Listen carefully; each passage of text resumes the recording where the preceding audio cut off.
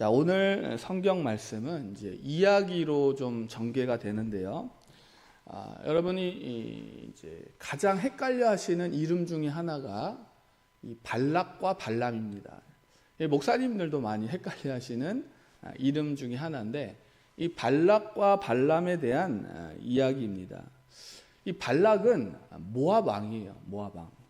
그러니 이 왕으로서 돈도 많고 얼마나 그 권력이 많이 있겠습니까? 그런데 이 발락 왕이라는 사람에게 두려움이 엄습해 오기 시작하는 거예요. 두려움. 그러면서 이제 사건이 벌어지는 거예요. 자, 이스라엘 백성들이 애굽을 이기고 탈출하여서 광야에서 이 이스라엘 백성들이 살아가고 있었어요. 하나님께서 인도하시는 방향으로 이스라엘 백성들이 큰 무리를 지어 가고 있었습니다. 그런데 가는 곳에 나라의 어떤 다른 나라의 땅이 있으면 그 땅을 지나가서 가나안 땅으로 가야 되는데, 이 땅을 지나갈 때에 그 나라 백성들이, 그 나라 왕이 허락을 안 하는 거예요. 우리 땅에는 절대로 밟지 못한다. 그러니 그 나라하고 하나님께 물어봐서 이 나라하고 전쟁을 해도 되겠습니까? 하면은 하나님이 하라고 하면 전쟁을 하는 거예요. 그런데 이스라엘 백성들이 가는 곳마다 승승장구를 하게 됩니다. 발락 왕의 두려움이 이거였어요. 이스라엘 백성들이 가는 곳마다 전쟁을 하는데, 전쟁을 하는 곳마다 이스라엘 백성이 이기는 거예요. 애굽도 졌고, 그리고 모압의 그 주변에 있는 나라들까지 다 망하게 된 겁니다. 이스라엘 백성들이 전쟁을 하니까 다 주변국이 전쟁에서 패배해서 모든 왕들이 죽어나가기 시작하는 거예요. 자, 이스라엘 백성들은 장정만 60만 명이에요. 60만 명. 그런데 이 발락 왕이 그 인구수를 두려워하는 게 아닙니다. 강대국이었던 애굽도 이스라엘에게 당했어요. 모압 주변의 국가인 호르마를 이스라엘이 정복을 하고 요단 동편 땅으로 옮겨가면서 요단 동편 땅에서도 꽤나 이름을 날리고 있던 시혼 왕마저 무너져 내려서 죽었습니다. 그리고 전쟁을 잘하는 아모리인들까지 이스라엘 백성들이 다 쫓아내버리고, 바산 왕 옥까지 이스라엘에게 당해서 죽었어요. 여러분, 소문이라는 것이 전해지면 전해질수록 어떻게 됩니까, 여러분? 더 부풀려져요. 소문은 더 부풀려지게 되어 있습니다. 자, 이 소문이 발락 왕의 귀에 들어오게 되는 거예요. 아마 이것보다 더 크게 발락 왕이 부풀려지게 들었을 겁니다. 그래서 발락 왕이 이스라엘이 자신의 나라도 다른 나라들처럼 전쟁을 통해서 정복하지 않을까 하는 그 두려운 마음이 이 발락 왕에게 엄습해 오는 거예요. 자, 원래 전쟁에서 패배하면 여러분, 백성보다 그 나라 왕은 굉장히 비참하게 죽거나 사람들의 놀림거리로 전락하게 되는 거예요. 이게 이 당시에 이 전쟁의 그 관례였어요. 관례. 왕이 사로잡히면요, 엄청난 놀림거리, 사람들의 조롱거리가 돼요. 그래서 왕은 사로잡히는 것을 굉장히 수치스러워해요. 차라리 그냥 그 자리에서 죽는 게 더 낫다라고 생각해요. 자, 그래서 이 발람이 그런 두려움이 있는 거예요. 내가 이스라엘 백성에게 사로잡히면 나도 분명히 시온 왕, 바산 왕, 애굽처럼 그렇게 될 텐데, 나는 그렇게 하면 안 되겠다. 여기서 무슨 수를 내야 되겠다라고 방법을 고안해냅니다. 이 발락 왕이 참모진들과 고민해서 생각해낸 것이 뭐냐면, 이스라엘을 저주하자. 자, 이스라엘을 저주하면 우리가 승리할 수 있겠다라고 생각을 하게 되는 거예요. 자, 지금 시대에는 여러분, 지금 시대 전쟁에서 누가 막 저 나라를 저주하고 그러면은 여러분 이상하게 생각하잖아요. 그죠? 그런데 이 당시에는 많은 나라들이 이 저주하는 방법을 정치적인 수단으로 사용했다라는 거예요. 나라와 나라가 싸울 때에는 이쪽에서도 영적인 인물을 내세우고 이쪽에서도 영적인 인물을 내세워서 자신들이 믿는 그 우상이나 신에게 저주를 퍼붓는 그런 것이 보편적인 정치적 수단과 전쟁 수단으로 행했던 시대였기 때문에 이 당시에는 이게 이상할 것이 하나도 없었다라는 거예요. 그때 발락 왕이 이 부올에 사는 영적으로 대단한 인물이라고 널리 그 당시에 알려져 있던 이 발람에게 사주를 합니다. 자, 이스라엘 백성들을 저주하게 나에게 오십시오.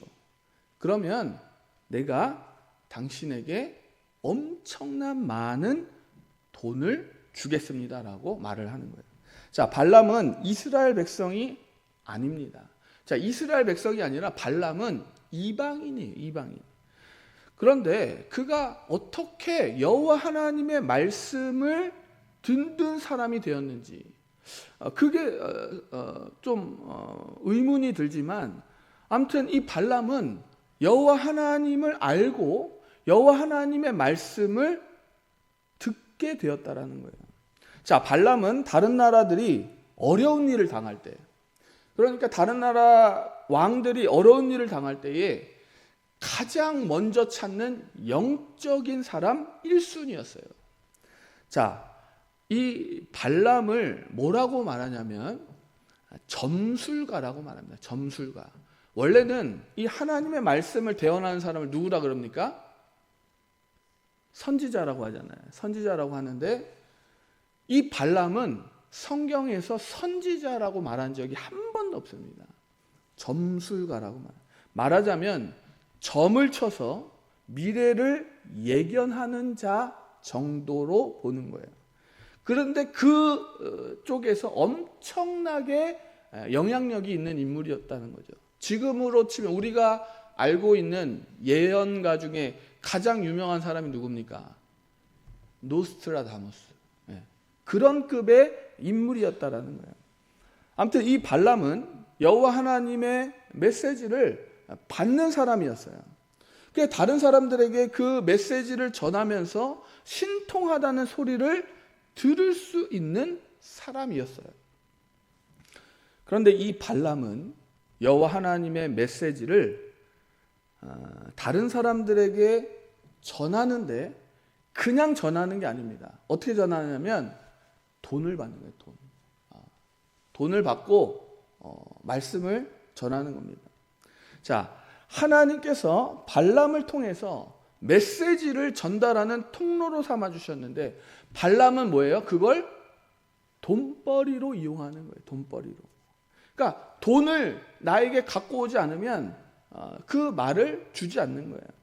그래서 다른 나라에서 오는 사람들이 개인적인 사업이나 개인적인 일이나 아니면 나라의 중요한 일들에 대해서 앞으로 어떻게 되어질지를 물어봤을 때에 발람은 그들이 돈을 얼마나 갖고 왔는가 한번 보고 하나님 앞에 물어보는 겁니다. 그리고 복을 빌고 저주를 빌었던 것 같아요. 그래서 신약에서도 이 발람을 평가할 때 부정적인 인물로 평가해요. 자, 베드로 후서 2장 15절에는 발람을 불의의 삭슬 사랑한 자라고 평가합니다. 제가 읽어드리겠습니다.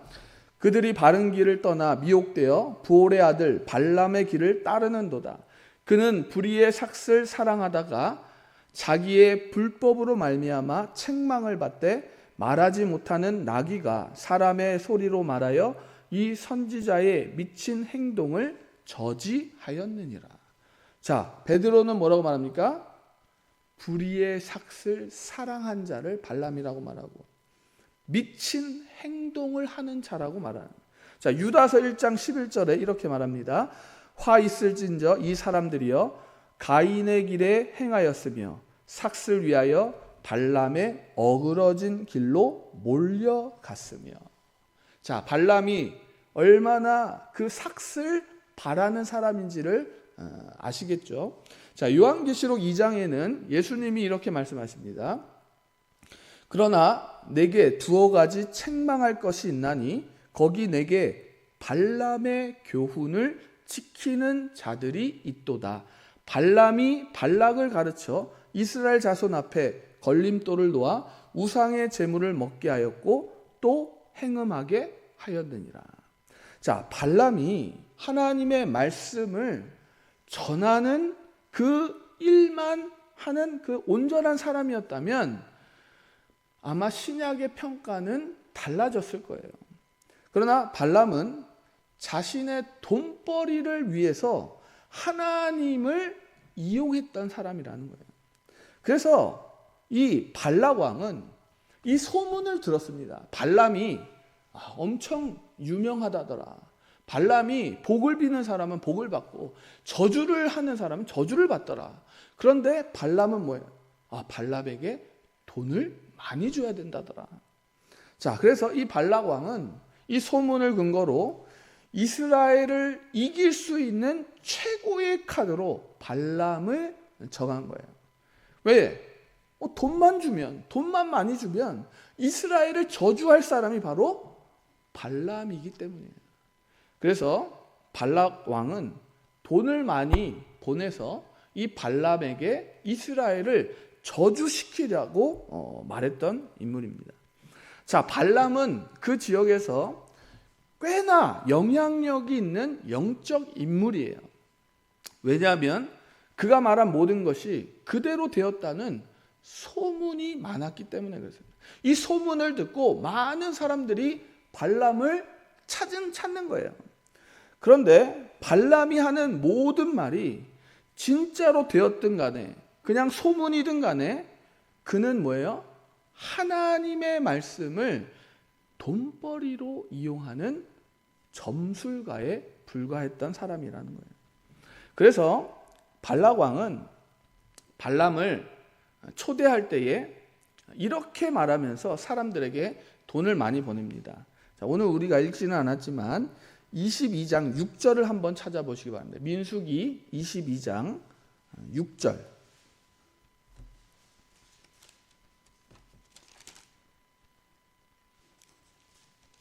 자, 우리 다 같이 한번 읽어보겠습니다. 시작. 우리보다 강하니 청하건대 나를 위하여 이 백성을 저주하라. 내가 혹 그들을 쳐서 이겨 이 땅에서 몰아내리라. 그대가 복을 비는 자는 복을 받고 저주하는 자는 저주를 받을 줄을 내가 알미니라. 자, 발락 왕은 들리는 소문을 듣고 발람이 복을 빌면 복을 받고 저주를 빌면 저주를 받는구나라고 알았다라는 거예요. 그래서 발락 왕에게 발람은 뭡니까? 우상이 우상. 왜? 돈만 내면 뭐든지 다 이루어주는 우상입니다. 자, 근데 이것이 올바른 소문이 아니에요. 그러나 발락 왕은 자신이 듣고 싶은 말만 듣고 싶기 때문에 그런 소문에 휘둘리는 거예요. 고지곳대로 이것이 진짜다라고 확신하게 됩니다. 그래서 발람에게 돈을 많이 보내요. 많이 보내서 처음에 거절해서 두 번째는 더 많이 보내고 그 다음 거절해서 세 번째는 더 많이 보내면서 결국에는 이 발람이 돈에 흔들려서 이 길을 떠납니다. 발락 왕은 두려움에 사로잡혀 있었고 발람은 돈에 사로잡혀 있었던 인물이에요. 하나님이 처음에 가지 말라고 발람에게 말을 했지만 그 다음에 돈을 더 많이 갖고 오니까 발람이 이 마음이 동하는 거예요. 저렇게 돈을 많이 갖고 오는데 잠깐 기다려봐라. 저번에 하나님이 가지 말라고 했는데 내가 한 번 더 물어볼게. 그렇게 3번을 가가지고 물어봤을 때 하나님이 결국에는 이 발람을 보내시게 되는 거예요. 왜냐하면 발람이 자신의 그 돈을 사랑하는 마음을 꺾지 않고 계속해서 하나님 앞에 물어볼 것을 아셨기 때문입니다. 자, 결국 발람은 발락 왕이 제시한 돈에 계속 흔들립니다. 여호와 하나님께서는 발람을 발락 왕에게 보내면서 한 가지 조건을 발람에게 제시합니다. 자, 내가 너에게 말하는 것만 너는 말해야 된다. 결국 발람은 발락의 돈을 받았고 발락 왕은 자신의 뜻대로 발람이 이스라엘을 저주하기를 기대하고 발람을 기다리고 있는 거예요. 여러분, 어쩌면 발락 왕과 발람의 모습은요, 세상적으로 살아가는 크리스찬의 모습일지도 모릅니다. 내가 하나님을 믿는다라고 말하지만, 하나님의 말씀대로 살아간다고 말하지만, 어떤 일에 대해서 풀리지 않는 일이 있거나 어떤 일이 두려운 상황에 빠졌을 때에 그것을 해결하기 위해서 하나님께 나아가는 것이 아니라 세상의 소문이나 어떤 정말로 영향력 있는 사람이나 정말로 용하다는 점술가나 복술가에게 그 일을 해결하려고 하는 그러한 크리스찬의 모습을 우리는 볼 수도 있다라는 거예요. 여러분, 발람이요, 유명한 역술가, 점술가, 무당, 이런 사람이에요. 자, 발람의 소문은요, 그가 말하면 말하는 대로 복을 받고 저주를 하면 저주를 받는다는 게 발람에 대한 소문이었어요. 하나님을 믿는 자들도 하나님이 가르쳐 주신 이 말씀의 방법보다는 어쩌면 이 세상에 존재하는 이 발람이라는 자에게 찾아가 자신의 사정을 말하고 자신에게 있는 그 일을 해결해 달라고, 복을 빌어 달라고, 자신이 싫어하는 자들을 저주해 달라고 말하고 싶은 그런 크리스찬들이 많이 있을 거라는 거예요. 특히 크리스찬 중에 이단의 거짓말에 혹해서 빠지거나 거짓 목사의 소문을 듣고 찾아가는 사람들이 많이 있습니다. 여러분, 요즘 들어서 제가 TV 프로그램을 보면은 어떤 예능이나 드라마나 영화에서 이 무당의 소재가 꼭 한 번씩은 들어가더라고요. 요즘에 어떤 그 트렌드인지는 모르겠지만 이 예능, TV, 프로그램, 영화, 이런 부분에 있어서 무당을 찾아가서 점을 보는 이야기를 담은 미디어들이 점차 늘어가고 있어요. 그리고 특별히 이 예능 프로그램에서는 이 점을 보기 위해서 무당을 찾아가는 것을 그냥 한 번에 그냥 재미로 그냥 그렇게 치부하는 사람들이 많이 있다라는 거예요. 그래서 요즘 사람들은요, 이런 것들을 크리스찬들까지도 이런 것들을 그냥 재미로 그냥 한번 보는 사람들이 있다라는 겁니다. 타로점이나 역술가나 사주풀이나 무당을 찾아가거나 해서 그런 것들을 재미로 한 번씩 보는 크리스찬들이 있다라는 거죠. 그런데 여러분, 그 무당이나 역술가나 사주 팔자풀이나 타로점을 하는 사람들의 말을 절대로 들으셔는 안 된다는 거예요. 그 사람들의 말이 설사 맞더라도 크리스찬은 그 점술이나 복술을 이용하는 자가 되어서는 안 된다라는 거예요. 그리고 이 크리스찬들이 더 주의해야 할 쪽이 어디냐면 발람 쪽입니다. 발람. 내가 발람이 되어서는 안 된다라는 거예요. 여러분, 발람을 크리스찬이라고 생각한다면 말 그대로 뭐 하는 사람이에요? 하나님을 이용해서 돈벌이를 하는 사람, 돈벌이를. 하나님을 믿는다고 하면서 하나님을 이용해서 돈 벌려고 하는 사람. 하나님을 이용해서 유명해지려고 하는 사람들. 여러분, 이런 사람들이 세상에 얼마나 많이 있는지 모릅니다. 그리고요, 여러분, 이런 사람이 되지 않아야 되지만 이런 사람들을 조심해야 됩니다. 여러분, 교회 목사들도 이런 사람들이 많고요. 정치하시는 분들도 많고요. 심지어 대통령도 이런 사람들이 많이 있습니다. 여러분, 목사들도 하나님을 이용해서 그저 돈만 벌려고 하는 그 거짓 목사들이 많이 있습니다. 처음에는 돈이 아닌 사명감으로 그 목사직을 감당하지만 끝에는 뭐예요? 결국 돈에 따라 하나님의 말씀을 이리저리 마음대로 설교하는 목사들. 결국엔 끝에는 돈으로 끝이 나는 목사들. 선거 때만 되면 뭐합니까? 그리고 정치인들은 대형교회 가가지고 자기가 진짜 하나님을 잘 섬기는 사람인 것처럼 기도하는 모습을 SNS에 올리고, 그런 정치인들이 여러분 얼마나 많이 있는지 몰라요. 여러분, 우리가요, 발람 같은 사람이 되어서는 안 된다라는 겁니다. 저와 여러분은 발람 같은 사람에게 이용당하거나 아니면 그런 사람이 되지 않기를 예수님의 이름으로 축원드립니다. 결국 하나님께서는 발락 왕 같은 사람과 발람 같은 사람들에게 이렇게 말씀하시는 거예요. 자, 이렇게 말씀하십니다. 야곱을 해할 점술이 없고. 자, 야곱은 이스라엘을 말하는 거예요. 저와 여러분은 영적인 이스라엘 백성입니다. 야곱을 해할 점술이 없고 이스라엘을 해할 복술이 없도다. 점술과 복술은 똑같은 말입니다. 점을 치는 거예요. 점을 치는 거예요. 이때에 야곱과 이스라엘에 대하여 논할진대 하나님께서 행하신 일이 어찌 그리 크냐 하리로다.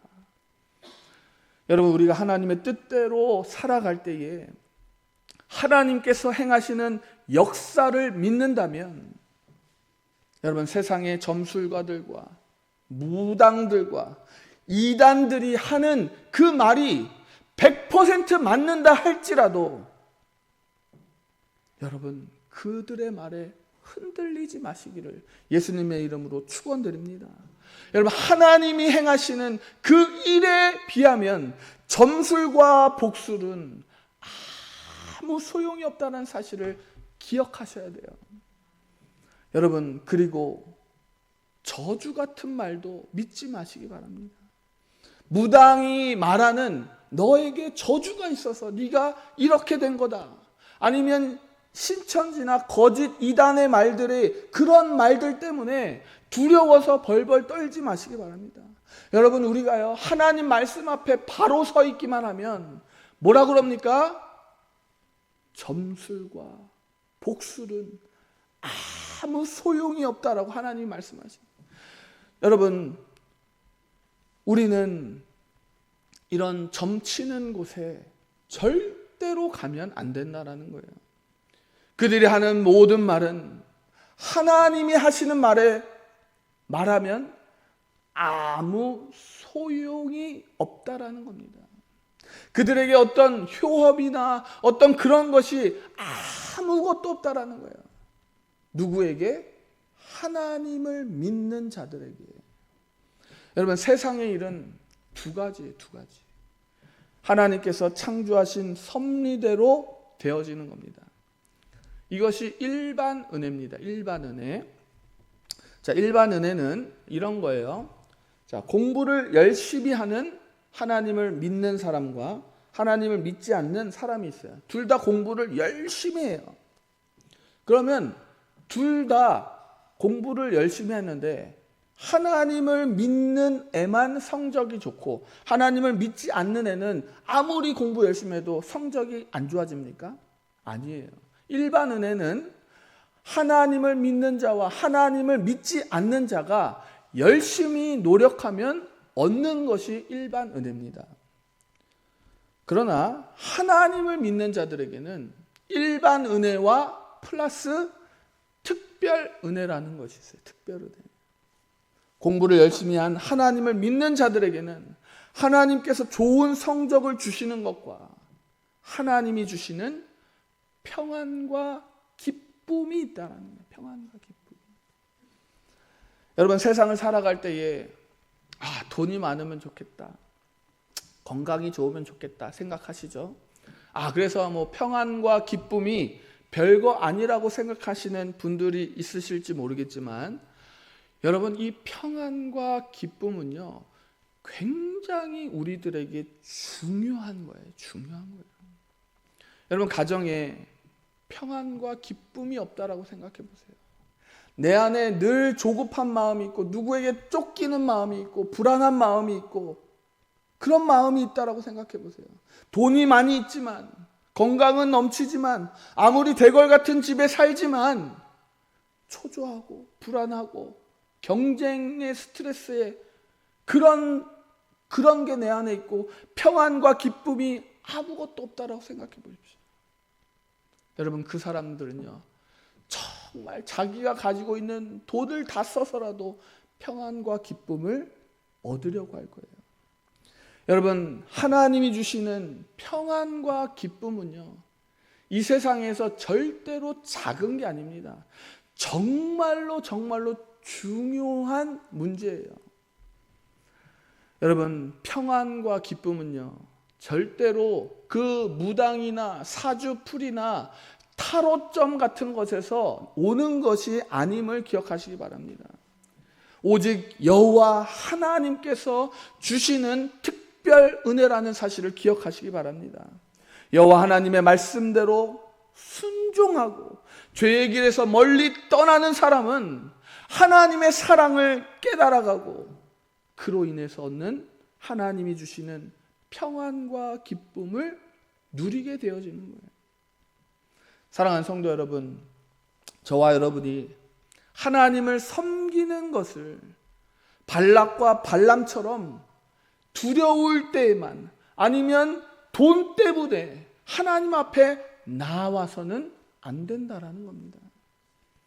처음에는 우리가 무지하여서 돈 때문에 아니면 두려움 때문에 하나님을 찾는다 할지라도, 이제는 우리가 성숙한 크리스찬이 되어서 하나님을 알아가면서 하나님의 그 깊은 사랑을 깨달아가고 하나님께서 주시는 그 평안과 기쁨을 맛보면서 하나님의 나라를 소망할 수 있는 저와 여러분이 되시길 예수님의 이름으로 축원드립니다.